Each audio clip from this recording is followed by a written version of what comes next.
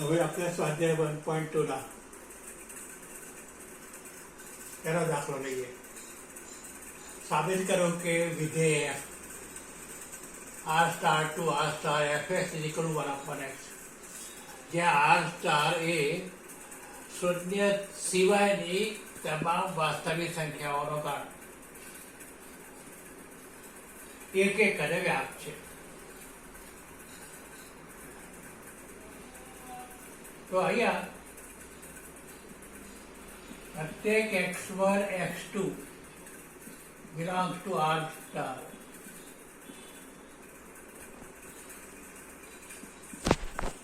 fx1 is equal to fx2.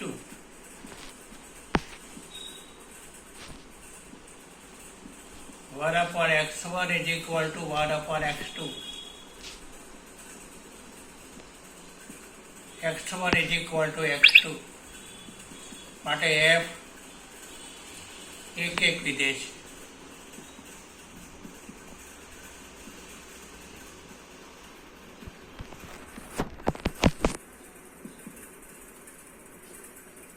હવે આ વિધેય વ્યાપ્ત છે એવું બતાવવા માટે આપણે બતાવવું પડે કે સહપ્રદેશનો દરેક સભ્ય પ્રતિબિંબ છે.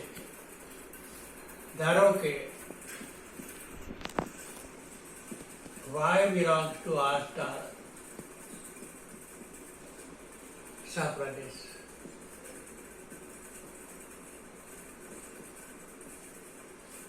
તો fx બરાબર 1 upon x બરાબર y લેતા x બરાબર 1 upon y માટે fx is equal f of 1 upon y equal to અહીંયા fx ની કિંમત છે 1 upon x, તો f of 1 upon y બરાબર જ્યાં જ્યાં x હોય આ વિધેયમાં જ્યાં જ્યાં x હોય ત્યાં 1 upon y મૂકવાનું.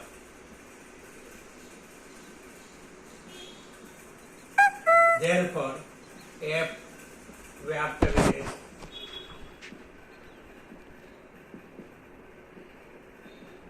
એ ખ્યાલ રાખો કે જ્યારે વિધેય વ્યાપ્ત હોય ત્યારે સહપ્રદેશનો કોઈ સભ્ય y લેવાનો અને x શોધી કાઢવાનો. x એવો શોધી શકાય કે જેથી fx બરાબર y થાય. એનો અર્થ છે કે સહપ્રદેશનો દરેક સભ્ય પ્રતિબિંબ છે. સહપ્રદેશનો દરેક સભ્ય પ્રતિબિંબ હોય એનો અર્થ એવો થાય કે વિસ્તાર અને સહપ્રદેશ સરખા જ છે, એટલે વ્યાપ્ત વિધેય છે. બરાબર. હવે બીજા પ્રશ્નમાં એવું કહ્યું છે કે આ જ વિધેય માટે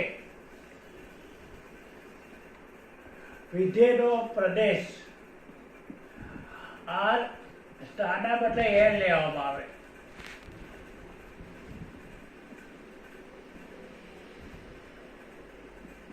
અને નિયમ તો એ જ fx બરાબર 1 upon x. અને હવે આપણે વિચારવું છે કે શું આ જે પરિણામ છે એક એક વ્યાપ્ત એ સાચું છે. તો અહીંયા પ્રત્યેક x1 x2 belongs to n. fx1 equal to fx2. This implies fx1 એટલે 1 upon x1 equal to 1 upon x2. Implies x1 is equal to x2. એટલે f એક એક તો છે.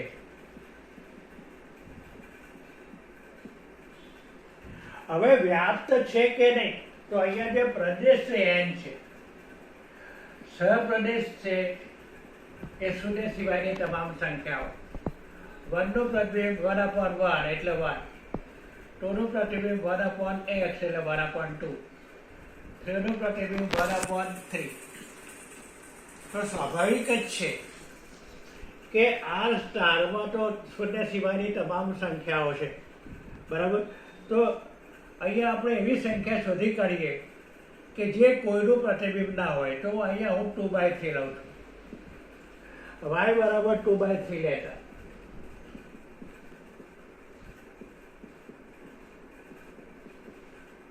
માટે fx is equal to 1 upon x is equal to 2/3 ના હોઈ શકે, કારણ કે x ની કિંમત પ્રાકૃતિક સંખ્યા છે. અહીંયા x ની જગ્યાએ ગમે તે પ્રાકૃતિક સંખ્યા મૂકો, 1 upon x 2/3 થશે જ નહીં. રાઈટ? Therefore 2/3 પ્રતિબિંબ નથી.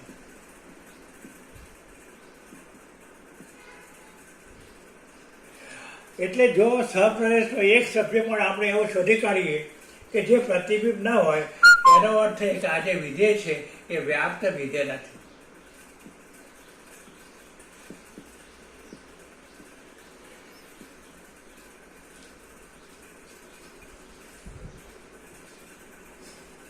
હવે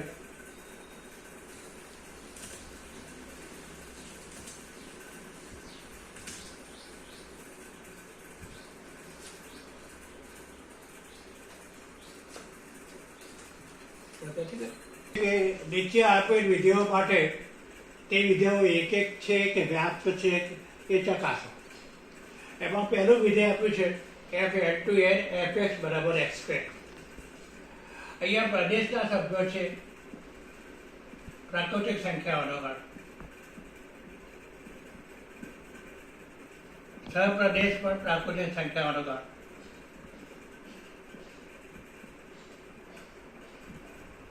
વનનું પ્રતિબિંબ 1, 2નું પ્રતિબિંબ 4, 3નું પ્રતિબિંબ 9.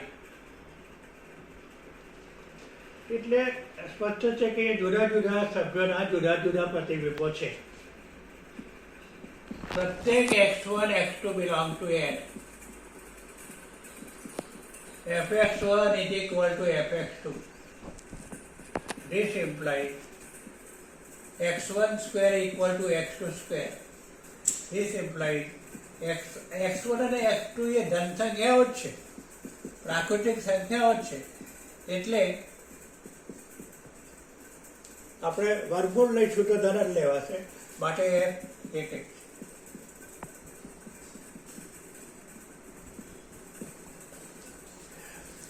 હવે આ એરો ડાયાગ્રામથી આપણે શેનાથી વિચારી શકીએ કે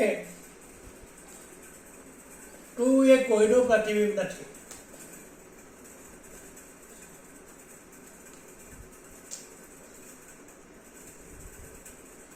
એ કોઈનું પ્રતિબિંબ નથી. એટલે આપણે એવું બતાવી શકીએ કે સહપ્રદેશનો કોઈ સભ્ય પ્રતિબિંબ નથી, તો કહી શકાય કે એ વ્યાપ્ત વિધેય નથી. તો અહીંયા 2 belong to n સહપ્રદેશ માટે fx is equal to x square.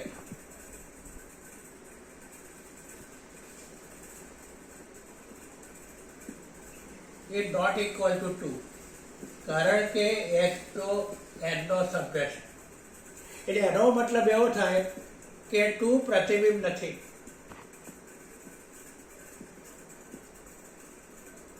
માટે f વ્યાપ્ત વિધેય નથી.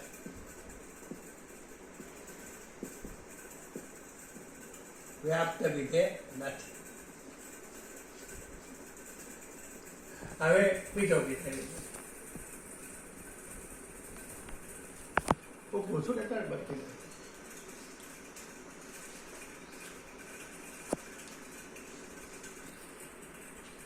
R2 on fx is equal to x square.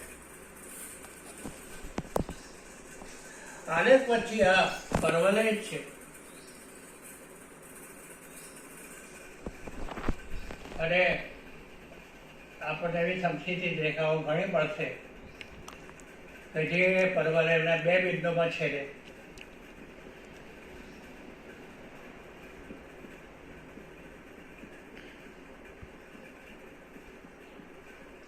એટલે x ની બે જુદી જુદી કિંમતો -1 ને 1 એ સહપ્રદેશમાં એક જ સભ્ય સાથે સંકળાશે. અહીંયા x1 બરાબર 1, x2 બરાબર -1 માટે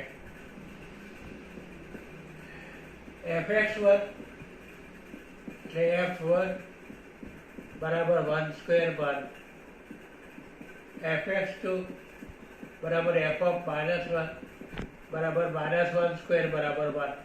તો અહીંયા 1 અને -1 ભિન્ન છે, પણ f of 1 equal to f of -1 એટલે બે જુદા સભ્યોનું એક જ પ્રતિબિંબ છે, માટે f એક છે.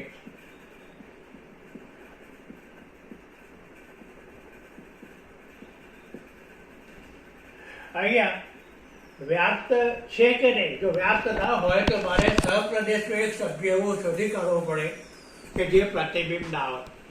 તો અહીંયા એફએક્સની કિંમત x² કરી ઋણ ના હોય, આલેખ ઉપર જ છે. એટલે એનો મતલબ કે આવી કોઈ પણ રેખા દોરું કે જે આ પરવલયને છેદશે પણ નહીં, એટલે એનો મતલબ કે આપણને y ની એવી કિંમત સહેલેથી મળશે, y બરાબર -1 લેતા.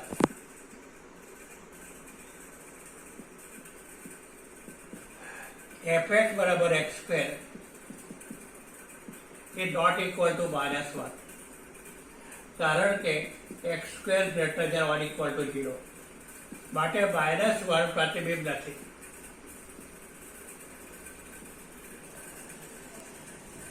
-1 પ્રતિબિંબ નથી એટલે એનો મતલબ કે આના તમામ સહપ્રદેશના તમામ સભ્ય પ્રતિબિંબ છે એવું નથી, માટે f વ્યાપ્ત વિધેય નથી.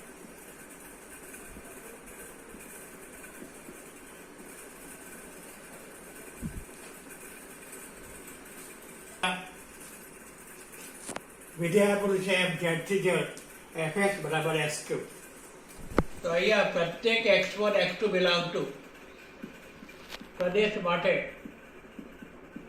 fx1 equal to fx2. This implies x1 cube equal to x2 cube. This implies x1 minus x2 x1 square plus x1 x2 plus x2 square. અહીં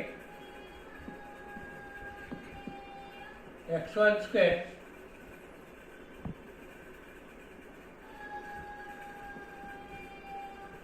plus x1 x2 plus x2 square बराबर x1 plus 1/2 x2 square 3/4 x2 square. સહેજ સમજી શકાશે. આનું વિસ્તરણ કરીને x1 square plus x1 x2 plus 1/4 x2 square plus 3/4 x2 square એટલે x2 square બરાબર. અને આ બંને વર્ગ હોવાથી કદી 0 ના બની શકે. Therefore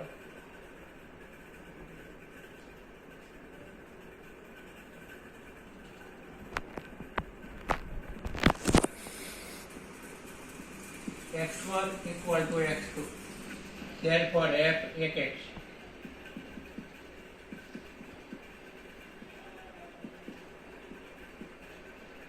હવે એ વ્યાપ્ત છે કે નહીં તપાસવા માટે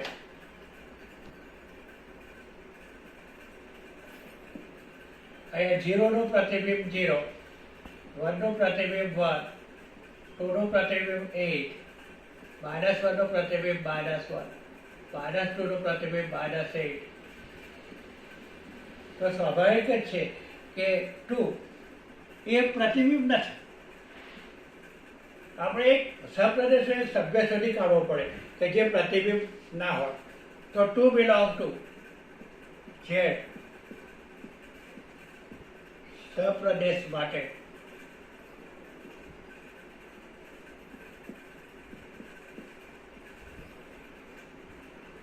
fx બરાબર x³ is not equal to 2, કારણ કે x belong to z, માટે 2 પ્રતિબિંબ નથી.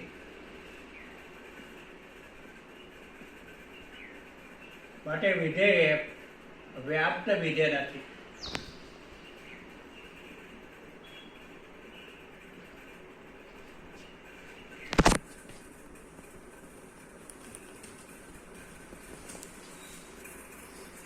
સાબિત કરો કે f R2R fx બરાબર greatest integer part of x એ મહત્તમ પૂર્ણાંક વિધેય છે. એ એક પણ નથી અને વ્યાપ પણ નથી. મહત્તમ પૂર્ણાંક વિધેય એક્સ, આનો મતલબ શું થાય? એક્સ થી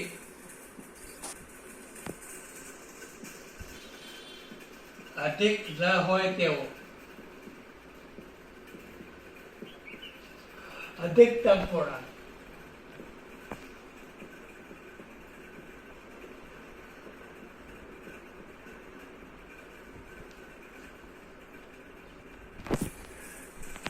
દાખલા તરીકે 1.2 એટલે 1.2 થી મોટો ના હોય, 1.2 થી મોટો ના હોય એવો મોટા મોટો પૂર્ણાંક એટલે બસ 3.7 થી મોટો ન હોય તેવો મોટા મોટા પૂર્ણાંક એટલે છે.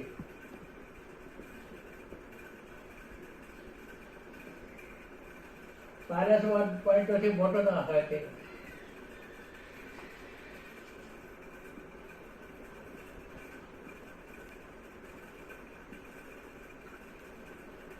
x ની કિંમત 0 લઈએ તો 0, x ની કિંમત 0.1 લઈએ 0, x ની કિંમત 0.2 લઈએ 0, x ની કિંમત 0.9 લઈએ 0, x ની કિંમત 1 લઈએ 1, x ની કિંમત 1.2 લઈએ 1, x ની કિંમત 1.5 લઈએ 1. તો અહીંયા તમે આને પણ જુઓ અને અહીંથી પણ જુઓ કે એક્સની જુદી જુદી કિંમતો માટે એફએક્સ ની કિંમત સરખી આવે છે, બરાબર. અહીંયા એક્સની કિંમત 0 લઈએ તો એફએક્સ 0, 0.2 લઈએ તો પણ એફએક્સ 0, એટલે બે ભિન્ન સંખ્યાઓનું પ્રતિબિંબ એક જ છે. રાઈટ. અહીં x1 બરાબર 0.1, x2 બરાબર 0.2, તો fx1 બરાબર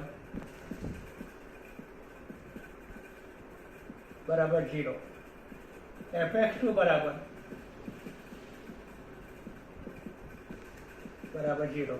અહીંયા 0.1 is not equal to 0.2, પણ f of 0.1 equal to f of 0.2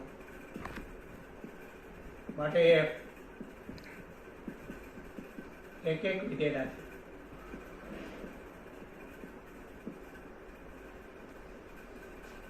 હવે વિસ્તાર માટે જુઓ તો વિસ્તારની કિંમતો કેવી આવે છે? 0 હોય ત્યારે 0, 1 હોય ત્યારે બાકીની કોઈ પણ કિંમત માટે fx ની કિંમત 0 આવે છે, 1 આવે, 2 આવે, -1 આવે, બરાબર. એટલે કે f નો જે વિસ્તાર ગણ છે એ z છે. જ્યારે વિસ્તાર ગણ અને સહપ્રદેશ સરખા ના હોય,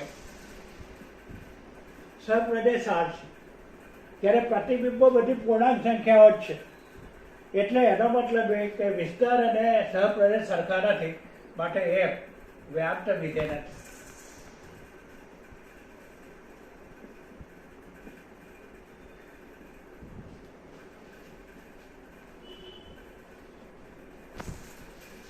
આપણે એ બતાવવું છે કે માનાંક વિધેય fx બરાબર માનાંક x એક પણ નથી ને વ્યાપ પણ નથી. માનાંક x વ્યાખ્યા અનુસાર x જો x greater than or equal to 0 equal to -x જો x less than 0. તો આ વિધેયનો આલેખ આ પ્રમાણે આવશે. દેખેલું છે કે x ની કિંમત 2 લઈએ તો fx ની કિંમત 2 આવશે, માનાંક 2 એટલે 2. x ની કિંમત -2 લઈએ તો માનાંક -2 એટલે 2. એટલે એનો મતલબ એ કે x ની બે ભિન્ન કિંમતો આપણે શોધી શકીએ છીએ કે જેનો પ્રતિબિંબ એક જ હોય. રાઈટ. x1 બરાબર -2, x2 બરાબર 2 માટે fx1 બરાબર f of -2 બરાબર માનાંક -2 બરાબર 2, fx2 બરાબર f of 2 બરાબર માઇનસ 2 બરાબર 2 એટલે કે માઇનસ 2 અને 2 નું પ્રતિબિંબ 2 છે એટલે અનેક એક વિધેય થઈ ગયું એક નથી રાઈટ અહીં -2 not equal to 2 or f of -2 equal to f2 માટે f એક વિધેય નથી ખાસ ખ્યાલ રાખો જો એક ના હોય તો પ્રદેશના બે સભ્યો ભિન્ન શોધી કાઢો કે જેનો પ્રતિબિંબ એક જ હોય તો અહીંયા આ વિધેય એક નથી હવે અહીંયા તો બહુ સરળ છે કે વિધેયનો આલેખ એક્સની ઉપર જ છે એટલે એફએક્સની કિંમત કઈ ઋણ થાય નહીં અહીંયા એફએક્સ બરાબર માના કે એક્સ એ કદી ઋણ ના થાય એટલે એનો મતલબ એ કે પ્રતિબિંબ કદી ઋણ નહીં થાય તો y બરાબર -1 belongs to R સપ્રદેશ માટે fx બરાબર માનાંક x is not equal to -1 therefore -1 પ્રતિબિંબ નથી એક સભ્ય સપ્રદેશમાં શોધી કાઢીએ કે જો પ્રતિબિંબ ના હોય તો એ કહેવા માટે પૂરતું છે કે વિધેય વ્યાપ્ત નથી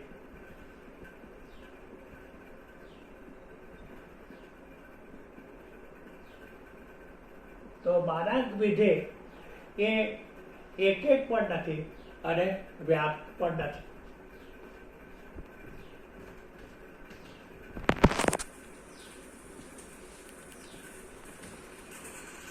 સાબિત કરો કે ચિહ્ન વિધેય સિગ્નમ ફંક્શન એટલે fx બરાબર 1 જો x ગ્રેટર ધેન 0 0 જ્યારે x બરાબર 0 -1 જ્યારે x લેસ ધેન 0 આ એક પણ નથી અને વ્યાપ્ત પણ નથી એનો આપણે આદત જોઈએ કે જ્યારે xની કિંમત 0 હોય તો વિસ્તારમાં એટલે એનો પ્રતિબિંબ 0 xની કિંમત 1 હોય xની કિંમત 0.1 હોય તો fx બરાબર 1 xની કિંમત 1 હોય તો fx ની કિંમત 1 xની કિંમત 2 હોય તો પણ fx ની કિંમત 1 તો xની ઘણી કિંમતો મળે છે કે જેનો પ્રતિબિંબ એક જ હોય બરાબર xની દાખલા તરીકે xની કિંમત હું -5 લઉં -0.5 લઉં fx ની કિંમત -1 fx ની કિંમત હું -3 લઉં fx ની કિંમત -1 બરાબર એટલે એક કરતાં વધારે સભ્યો એક જ સભ્ય સાથે સાંકળાય છે બરાબર દાખલા તરીકે x1 બરાબર 2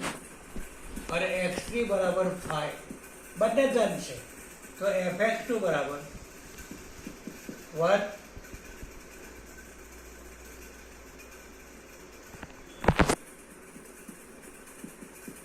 અને fx3 બરાબર 1 કારણ કે 2 પોઝિટિવ અને 5 પોઝિટિવ એટલે અહીંયા 2 is not equal to 5 પણ f2 બરાબર f5 માટે f એક વિધેય નથી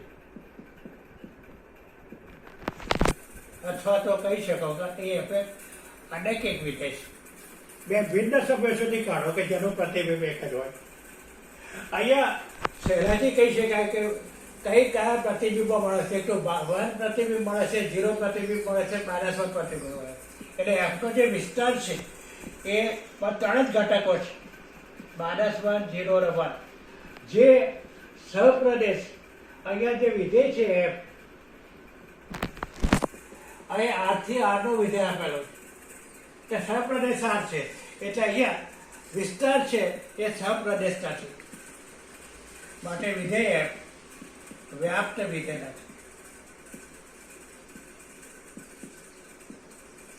એટલે ખ્યાલ રાખો કે ચિહ્ન વિધેય સિગ્નમ ફંક્શન એ એક પણ નથી અને વ્યાપ્ત પણ નથી